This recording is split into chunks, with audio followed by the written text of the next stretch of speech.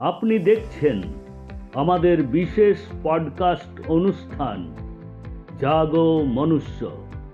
এই অনুষ্ঠানের মাধ্যমে আমাদের বিশেষ অতিথি সন্তান দলের সম্মানীয় প্রেসিডেন্ট শ্রী শঙ্কর সরকার মহাশয় প্রকৃতি ও মহাবিশ্ব সম্পর্কে আমাদের সবাইকে সচেতন করবেন।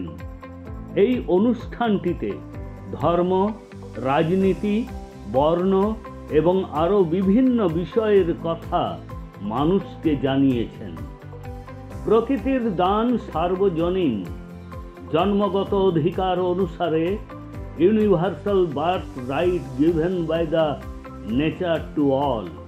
এই প্রকৃতির সমস্ত সম্পদের উপর সকলের সমান অধিকার পাওয়া উচিত।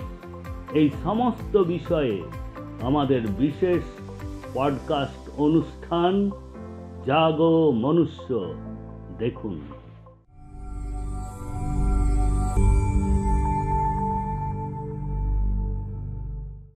রাম নারায়ণ রাম।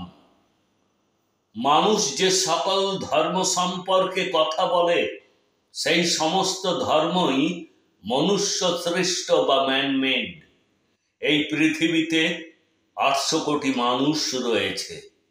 এই পৃথিবী ঘুরছে আর 800 কোটি মানুষ এর ওপর কেউ কাজ করছেন, কেউ চাকরি করছেন, কেউ কৃষি কাজ করছেন, কেউ কি একটি স্কুল তৈরি করেছেন, একটি হাসপাতাল তৈরি করেছেন। কিন্তু ভেবে দেখুন যে মহাকাশ থেকেই সব কিছু এসেছে। যখন কোনো শিশু জন্মগ্রহণ করে তখন সে তার হাতে করে কিছুই আনে না, কারণ তার জন্মের আগে থেকেই সব কিছু পৃথিবীতে ছিল। যখন আমরা জন্মগ্রহণ করার পর চোখ দিয়ে দেখি, বুঝি, আপনি নিশ্চয়ই বুঝতে পেরেছেন যে সব কিছু এখানে আগে থেকেই রয়েছে বা ছিল। সূর্য, চাঁদ, তারা, গ্রহ, নক্ষত্র, বায়ু, জলের মতো আগে থেকেই এখানে আরো অন্য সব কিছু ছিল। তাই মহাকাশই সব কিছু, মহাকাশেই সব কিছু আছে। আমরা সবাই মহাকাশেই বসে আছি। যখন কোনো শিশুর জন্ম হয় তখন সে কি তার ধর্ম নিয়ে জন্ম নেয়? না, তা নেয় না। ধর্ম তার জন্মের পর তার উপর চাপিয়ে দেওয়া হয়। আসল ধর্ম হলো মহাকাশ।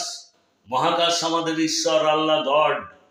মহাকাশের আসল নামই হলো রাম নারায়ণ রাম। কেউই এটা জানে না যে ধর্ম মানুষের দ্বারা তৈরি, যে ধর্ম মনুষ্য নির্মিত, তার কোনো মূল্য নেই, বৈজ্ঞানিক ভিত্তি নেই। যখন প্রশ্ন আসে কোন ধর্ম মান্য এবং কোন ধর্ম মান্য নয়, তখন প্রথমে প্রতিটি ব্যক্তিকে ভাবা উচিত যে আমি কোথা থেকে এসেছি, আমি কোথায় যাব, আমার কর্ম কি।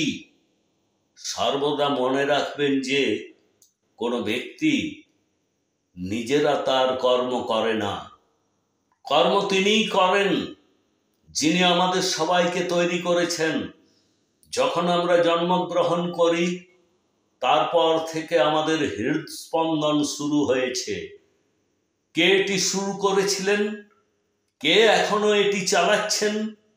আপনি কি কখনো এই সমস্ত কিছু সম্পর্কে ভেবেছেন? এ বিষয়ে প্রতিটি মানুষের চিন্তা ভাবনা করা উচিত যে আমি কোথা থেকে এসেছি, আমি কে, কেন এসেছি, কোথায় যাব, কি নিয়ে যাব। এসব জানা খুবই গুরুত্বপূর্ণ।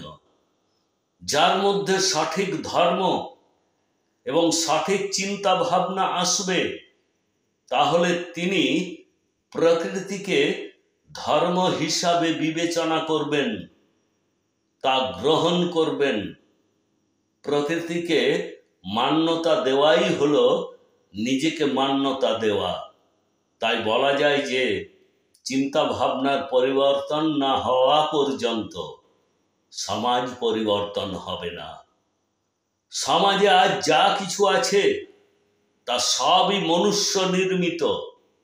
তা ধর্ম হোক, শিক্ষা হোক, রাজনীতি বা রাজনৈতিক দল হোক, চিকিৎসা হোক, সমস্ত কিছুই মনুষ্য নির্মিত। এই সমস্ত কিছু প্রকৃতি নির্ভর হওয়া উচিত এবং ব্যক্তির মালিকানা অপসারণ করা উচিত। রাম নারায়ণ রাম।